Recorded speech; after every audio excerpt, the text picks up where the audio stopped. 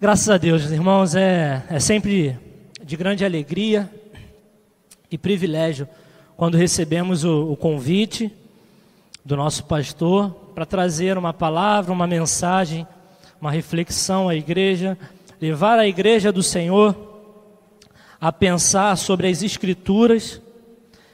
Isso é muito importante, ainda mais nos tempos em que nós estamos vivendo.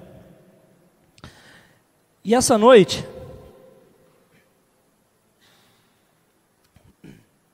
eu queria falar de alguém especial. Esse alguém, sempre quando nós vamos nos preparar para trazer a mensagem, sempre quando nós vamos nos preparar para estar aqui na frente, ministrando o louvor, ou estar fazendo qualquer outra coisa que requer algum estudo, alguma preparação, nós recorremos a ele. E eu queria falar sobre Jesus essa noite. Desde o momento em que eu recebi o convite, eu confesso para os irmãos que eu fiquei pensando e não me veio outra mensagem, outra coisa a se falar a não ser dele, de Jesus Cristo. Então eu tenho a total certeza e convicção que o Espírito Santo conduziu a igreja, você que está aqui essa noite, a mim que estive estudando esse sermão. Nós precisamos saber um pouco mais de Jesus. É um estudo que nunca vai se esgotar. Vamos falar sobre ele. Mas você pode estar me perguntando, olha, mas toda pregação fala sobre Jesus. Não, realmente. Toda a palavra de Deus, ela aponta para Jesus Cristo. De Gênesis, lá do Antigo Testamento, até o Apocalipse. Ela fala do Filho de Deus. Ela fala de Jesus Cristo, o Cristo, Filho de Deus. Então, queridos, e você também pode estar se perguntando, dizendo, olha, mas eu sei quem ele é. E vou te falar que eu conheço ele faz tempo. Tem gente aqui que tem mais tempo de convertido do que eu tenho de vida. Eu queria falar isso, eu estava vendo a melhor hora. Sabe por quê? Porque eu já estou ficando velho. Daqui a pouco eu não vou mais estar podendo fazer isso. As pessoas vão estar fazendo isso comigo. Então, tem gente que conhece a Jesus e é convertida há mais tempo do que eu tenho de vida. Mas nunca é tarde, queridos, e nunca é esgotável o conhecimento sobre esse Jesus. Vamos ler a palavra de Deus? Vamos ler a palavra de Deus lá em Hebreus, lá no Novo Testamento, a Epístola de Hebreus, Hebreus 4. Hebreus 4, finalzinho, de 14 a 16.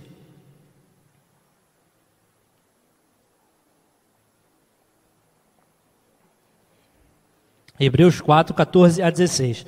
Vou ler na minha versão, que é a Nova Almeida atualizada. Os irmãos podem ler na versão que os irmãos têm em vossas mãos. Tendo, pois, Jesus, o Filho de Deus, como grande sumo sacerdote, que adentrou os céus, conservemos firmes a nossa confissão. Porque não temos como sumo sacerdote que não possa se compadecer das nossas fraquezas. Pelo contrário, ele foi tentado em todas as coisas a nossa semelhança, mas sem pecado. Portanto, aproximemo-nos do trono da graça com confiança, a fim de recebermos misericórdia e encontrarmos graça para ajuda em momento oportuno. Amém. Deus abençoe a sua palavra lida. Querido e querida, hoje nós iremos olhar para Jesus de uma maneira diferente.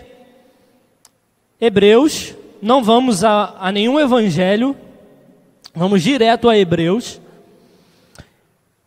E Hebreus, querido, ele tem algumas coisas diferentes. Eu queria abordar aqui com os irmãos. A primeira ela é considerada uma carta, uma epístola, mas ela não começa como uma carta tradicional. Você vai ver aqui o apóstolo Paulo, ele começando, dizendo quem ele era, de onde ele estava vindo, talvez de onde ele estava escrevendo. Ele sempre começa dessa forma.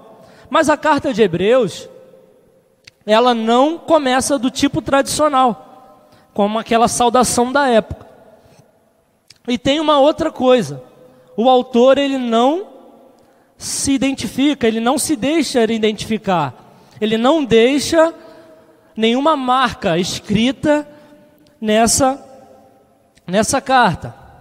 Então, a autoria dessa carta eu não vou nem discutir aqui, porque muitos e muitos teólogos já estão ocupados discutindo sobre isso. Eu quero falar aqui apenas sobre Jesus, o sumo sacerdote. Hebreus, ele foi escrito durante a sua carta. Se você pegar a carta de Hebreus, você vai ver que ela é dividida em blocos.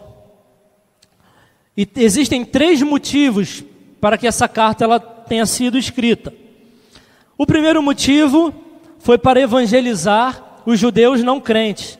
Naquela época existiam, e até hoje, ainda existem judeus que não acreditam que Jesus é o Filho de Deus, que Jesus é o Messias.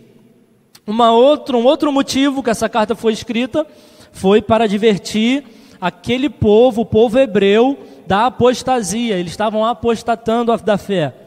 E um outro motivo, ele escreveu essa carta para exortar aqueles já que acreditavam a serem maduros na fé.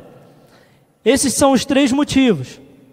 Acabamos de ler Hebreus 4, e nós vamos ver aqui Jesus em 3 formas. Primeiro, Jesus como nosso sumo sacerdote. No Antigo Testamento, o sumo sacerdote, ele tinha alguns atributos, algumas qualidades e algumas coisas especiais. Ele era considerado o líder do povo de Israel. Primeiro sacerdote que foi escolhido, se você não sabe, eu vou te dizer, foi Arão. Lá em Êxodo 28, 1, Arão é instituído como o primeiro sumo sacerdote, lá no Antigo Testamento. Então, Arão ele foi convidado e escolhido para chefiar os sacerdotes.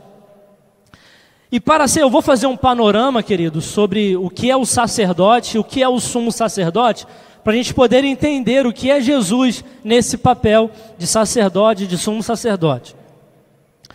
Então, o sacerdote, ele precisava de 3 requisitos. 3 não, ele tinha vários requisitos. E alguns eu vou citar 3, era que ele precisava ser homem, ele precisava ser descendente de Arão, que era o primeiro sumo sacerdote, e ele precisava ser aprovado por Deus. E após esse sumo sacerdote morrer, a missão ela passava para outro. Ou seja, era sempre da linhagem de Arão. De Arão passou para os filhos de Arão, dos filhos de Arão passou para os filhos dos filhos de Arão, e assim sucessivamente. E as missões que os sacerdotes eles tinham que cumprir, que o sumo sacerdote ele tinha que cumprir: chefiar os sacerdotes, eu já falei, oferecer sacrifícios especiais como representante da nação. Ele oferecia os sacrifícios especiais em favor da nação. Ele consultava a Deus em favor da nação.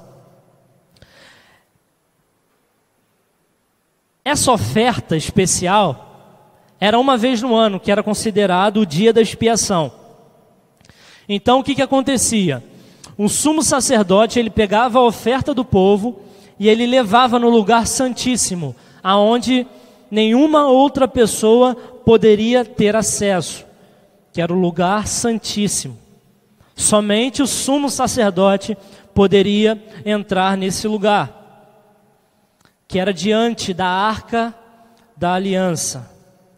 A aquela que nós vimos em filmes, em séries, em seriados aí, a Record tentou fazer algo parecido, mas eu acredito e tenho a certeza que não ficou igual, porque a Arca da Aliança, a Arca era algo totalmente diferente. E o melhor, querido, era que ela simbolizava a presença de Deus. Então, onde estava a Arca, estava a presença de Deus. Era assim que o povo do Antigo Testamento acreditava, porque foi assim que Deus falou. Então, ele oferecia sangue pelos seus pecados e pelos pecados do povo. Esse era o papel do sumo sacerdote.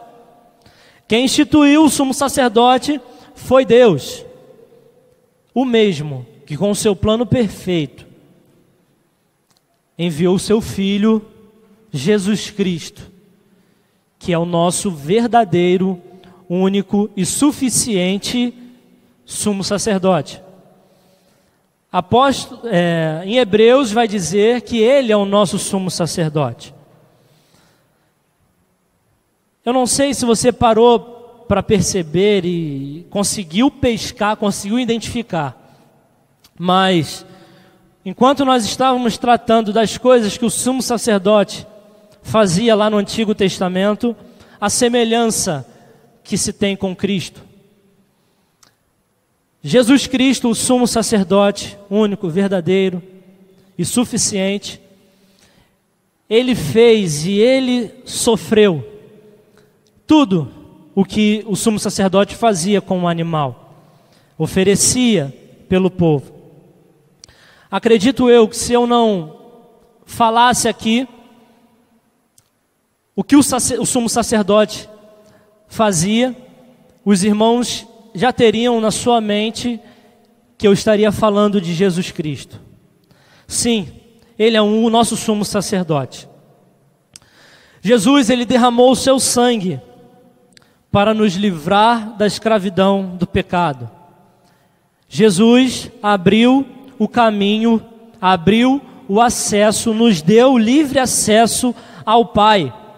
Lembrando, o acesso é por Ele. Ele é o caminho.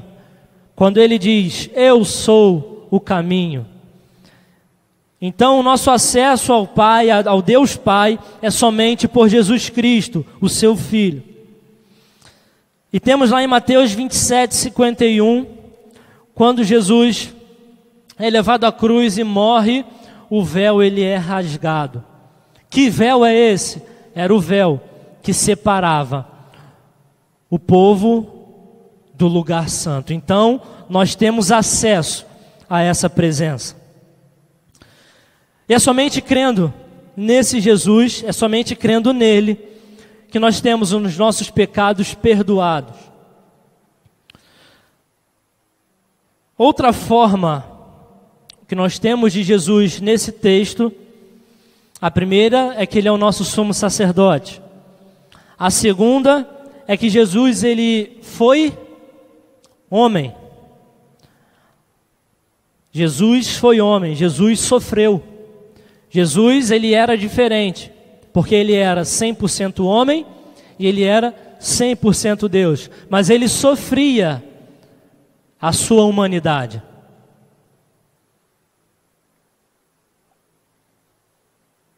Então, aqueles tapas, chicotes e coroa de espinho, isso tudo doeu.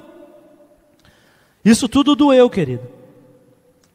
E quando você se coloca na posição e talvez pense sobre isso,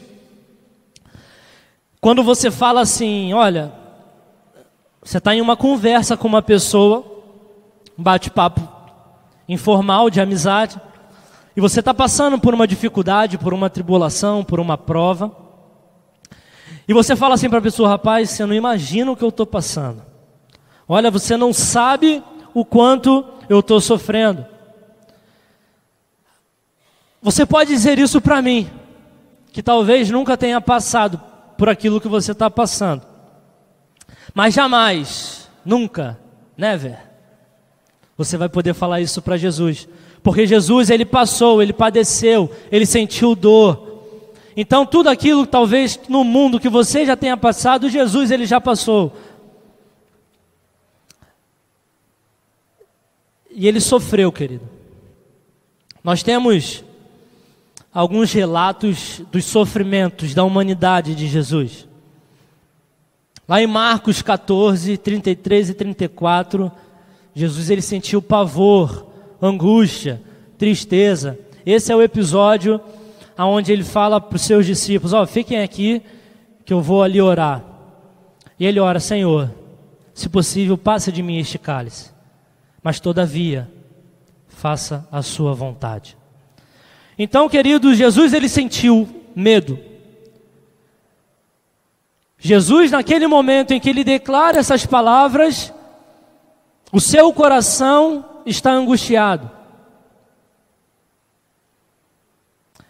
E quantos são os momentos em que nós vemos nessa situação? Quantos são os momentos que passamos por isso no dia a dia, aflição, medo, angústia?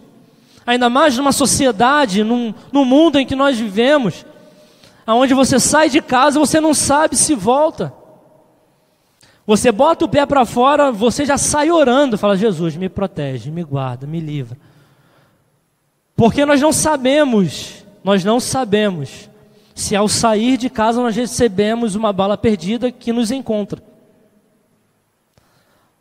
Ao sair de casa, nós não sabemos que nós podemos tropeçar, bater com a cabeça, ser assaltado, levar uma facada. É duro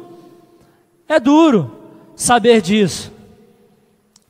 Mas nós temos que ter a visão e a noção de que Jesus ele também sentiu medo. Jesus ele também sentiu angústia.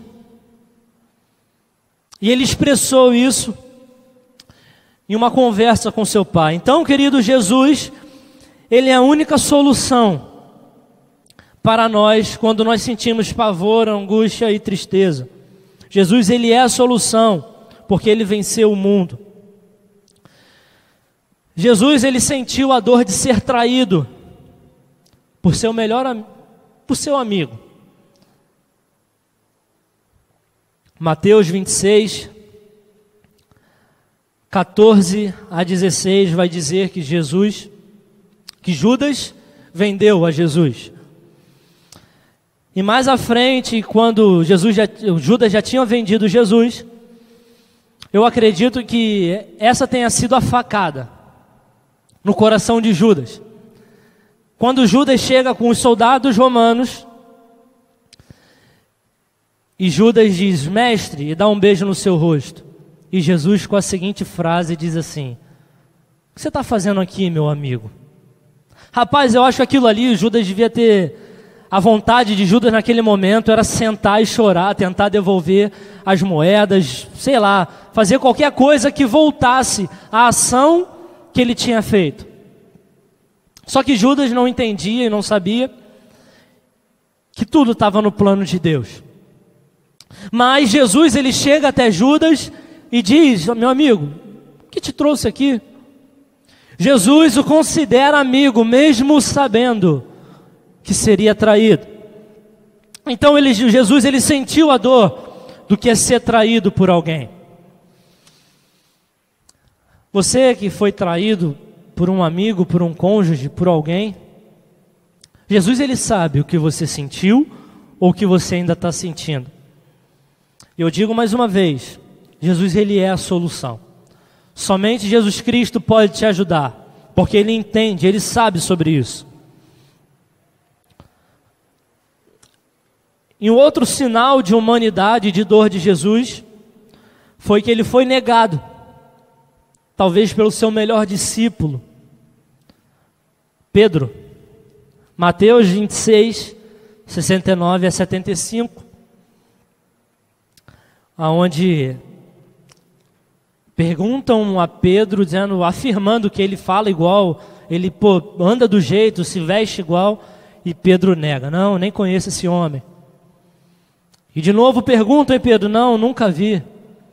E de novo perguntam em Pedro, não, isso aí assim, nunca vi esse homem. Então Pedro ele nega Jesus.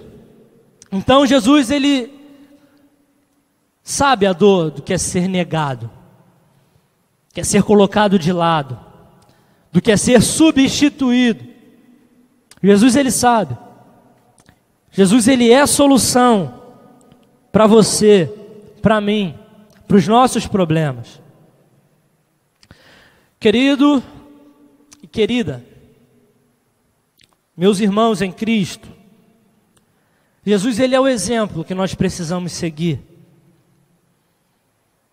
Jesus é o único que pode nos ajudar. Jesus é o único que pode mudar a nossa realidade. E Jesus é o único que pode transformar a amargura do nosso coração, a tristeza do nosso coração em alegria. E essa noite,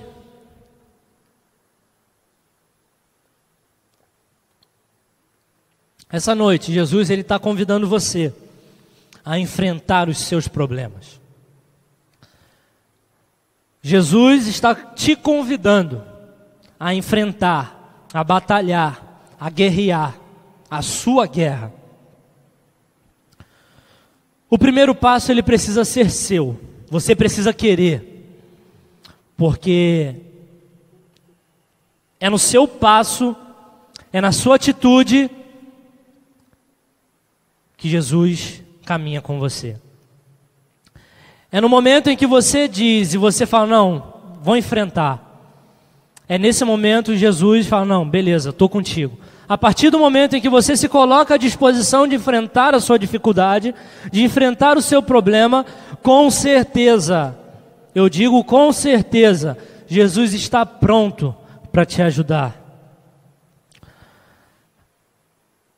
E por último, nós temos Jesus como ajuda necessária, como ajuda que nós precisamos.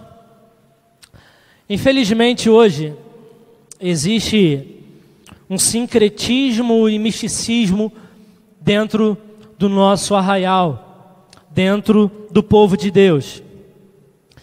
Eu fico abismado e assustado com muitas coisas que vejo nas redes sociais. Não só nas redes sociais, até num bate-papo aqui, ou na nossa casa. Você vê pessoas que se consideram cristãs, que dizem que aceitaram a Jesus, que acreditam em signo. Esse negócio de astro, lua, descende, não sei o quê. Existem pessoas, querido, dentro das nossas igrejas, que acreditam nisso. Todo dia de manhã, agora abre o celular e vamos ver aqui o que o meu horóscopo está dizendo. Qual é o meu número da sorte? Qual é a minha cor? Cada dia existe uma cor. Tem gente que acredita, que pega isso antes de sair de casa e fala, não vou sair de vermelho porque aqui está falando que eu tenho que sair de laranja.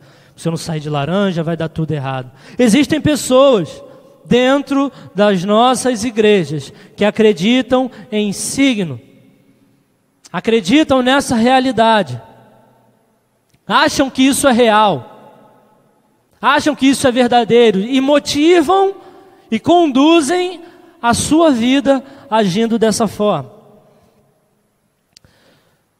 Pessoas que se consideram cristãs e acreditam no acaso. Existem pessoas que acreditam no acaso, não, isso aí aconteceu, é obra do acaso. Eu não quero nem perguntar se ela acredita que foi Deus que criou o mundo, se ela não vai falar que foi o Big Bang. Não, a teoria do Big Bang, os homens vieram do macaco. Eu não quero nem perguntar sobre isso. Deus me livre. Existem pessoas que se consideram cristãs, mas que são supersticiosas. Sabe o que é ser supersticioso? É você ver o pobre do gato preto e dizer, meu Deus, o gato preto, ai, meu Deus, agora você tem que fazer não sei o que, tem que fazer uma simpatia. Agora, porque eu encontrei com um gato preto. Tem gente que não passa embaixo da escada. Tem uma escada, não posso passar embaixo da escada, Deus me livre. Embaixo da escada dá azar. Quebrar espelho então, misericórdia, 7 anos de azar. Olha isso, quebrar o espelho, 7 anos de azar. Existem pessoas dentro do nosso arraial, dentro do povo de Deus, que dizem que acreditam em Jesus, que acreditam nessa superstição. E eu acho que essa daqui eu acho que é a braba, a mais sinistra. Pessoas que se consideram cristãs, que são idólatras, e nem sabem que são idólatras. Pessoas que idolatram pastor, pessoas que idolatram artistas, pessoas que idolatram pessoas da mídia. Existem pessoas assim. E eu fico chocado. Eu fico estarrecido. Eu fico boquiaberto. Seja qual a expressão que os irmãos usam, mas eu fico assim, com essa cara. Porque não é possível você acreditar nessas coisas. É simples. Está aqui, ó, na Bíblia. Jesus Cristo é o único. Não existe outro meio. Não existe outro meio. A palavra de Deus vai dizer que não tem como você agradar a Deus e agradar a Mamon. Nesse caso é o Deus do dinheiro. Mas nós podemos aplicar que não existe como você agradar a Jesus vivendo dessas coisas. Não existe como você servir a Jesus crendo nisso. Então Jesus, ele é a nossa ajuda. Somente Ele pode nos ajudar. Jesus, ele morreu. E foi duro. Nós já vimos que ele foi homem. Mas ele ressuscitou. E hoje ele está sentado ao lado de Deus. Não somente como o próprio Filho de Deus, o Deus Filho, mas também como nosso sumo sacerdote.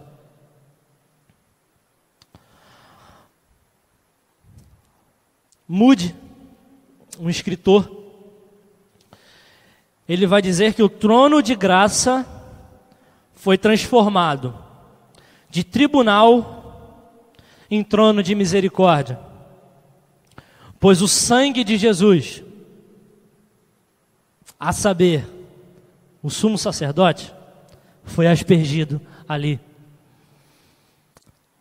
Então nós podemos nos aproximarmos sem medo a esse trono, através de Jesus. Então, querido, nós precisamos e temos que abandonar os nossos costumes, aqueles costumes que nos afetam e que nos afastam dessa graça. Jesus, ele não morreu em vão. Jesus, ele não morreu por morrer. Querida, Jesus, ele é o plano perfeito de Deus. Enquanto o Júnior vai estar cantando essa canção, eu peço para que você medite sobre essa palavra. Essa canção fala sobre o plano perfeito de Deus. A gente já está acabando. Eu só quero que você reflita sobre o que foi falado através dessa canção que o nosso irmão Júnior vai cantar.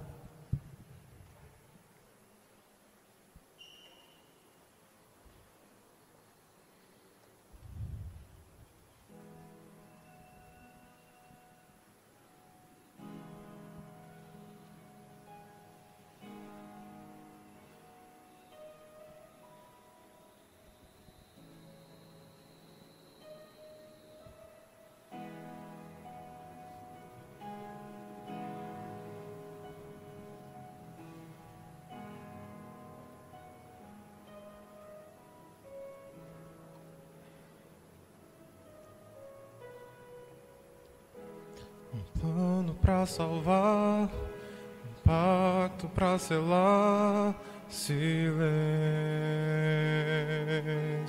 no céu. Resgate, salvação, encheu seu coração, ele nem hesitou.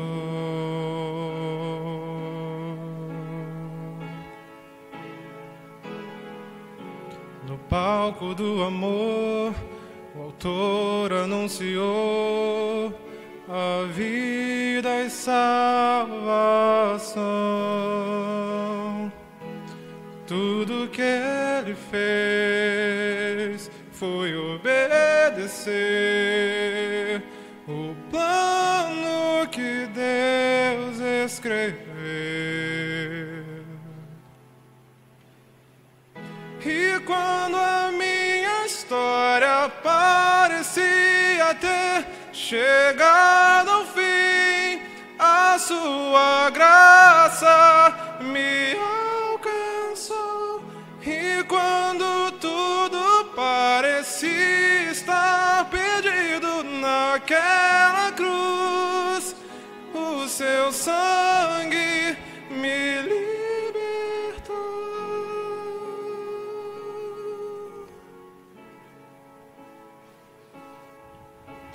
Jesus, o plano perfeito, mistério da graça. Se você souber, você pode cantar. O seu nome é Jesus, nome sobre todos, veio pra salvar, ele me salvou.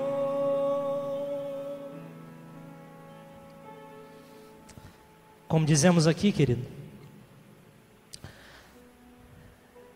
se só tivesse você nesse mundo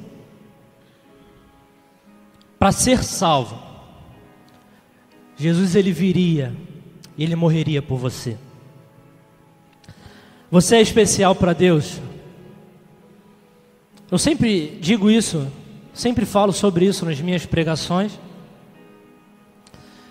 Jesus, ele, lá no jardim, lá no Éden, lá na criação do homem, Deus, ele criou o ser humano. Deus estava lá criando o homem, soprou o fôlego de vida. Fez o homem, depois fez a mulher.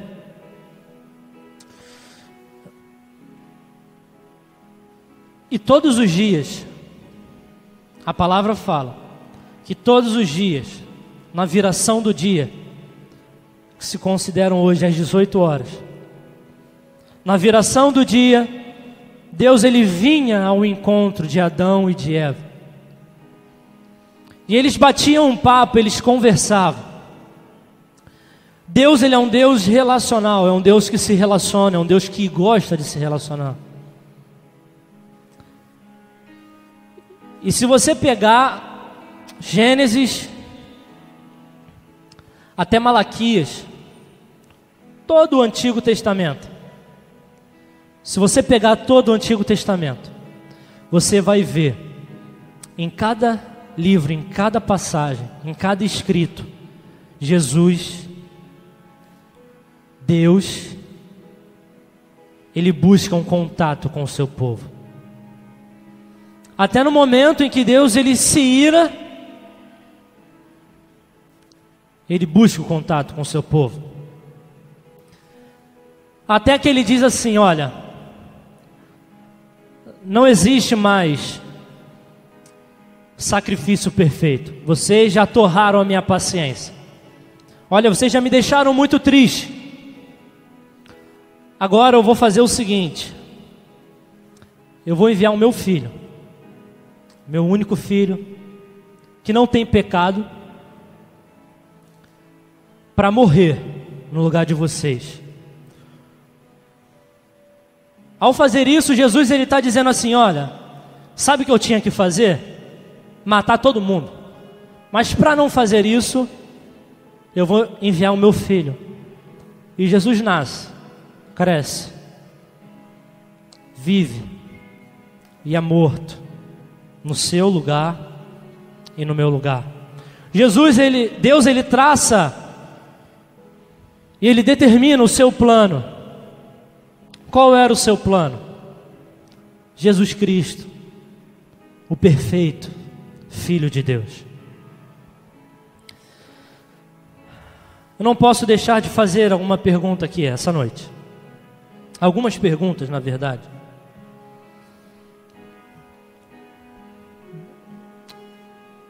Eu não sei se há alguém aqui nessa noite que não conhecia esse Jesus de quem nós falamos aqui. Esse Jesus que é o plano perfeito de Deus, que morreu e ressuscitou, isso fazia parte do plano. Esse Jesus que pode ajudar, esse Jesus que sentiu o que eu sinto e o que eu posso sentir.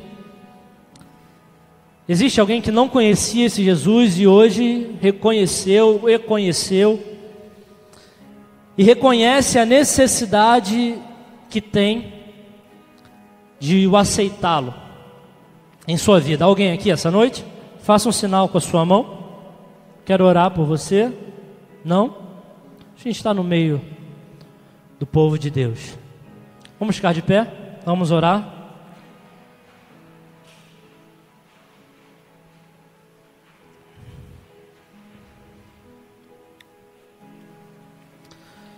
Feche seus olhos. Vamos falar com Ele nesse momento. Deus, mais uma vez eu digo que Tu és santo. Mais uma vez eu digo que Tu és maravilhoso. Que Tu és digno da nossa adoração. O Senhor é digno de todo louvor, de toda honra. E nós Te damos honra, nós Te damos glória. Nós rendemos ao Senhor qualquer honra e glória aqui. Não queremos nada para nós. Queremos só manifestar, ó Pai, o Teu Filho Jesus aqui na terra. Nós queremos agradecer ao Senhor, Deus, agradecer pelo Seu plano perfeito. Nosso destino já estava traçado. Nosso destino era treva. Nosso destino era morte. Mas o Senhor providenciou o Cordeiro Santo, imaculado, sem nenhum defeito. O Senhor providenciou o Seu Filho para morrer no nosso lugar. O Senhor providenciou o Seu Filho para nos salvar. Nós agradecemos por isso. Agradecemos também, Deus, porque quando Ele foi ao céu, aonde Ele está agora contigo, Ele não nos deixou órfãos. Habita em nós agora o Espírito Santo. Nós somos templo, nós somos a habitação da Tua presença. Nós clamamos essa noite: venha nos encher, Deus. Venha nos encher a tal ponto e a tal modo que possamos transbordar e exalar o Seu amor. Exalar, ó Deus, o Seu Filho Jesus Cristo. Exalar esse evangelho verdadeiro, genuíno e simples, que é Jesus Cristo, o Filho de Deus, que morreu por nós. Nos ajude, Deus. Nos ajude. Oramos no nome desse Seu Filho Jesus Cristo. Amém. Amém.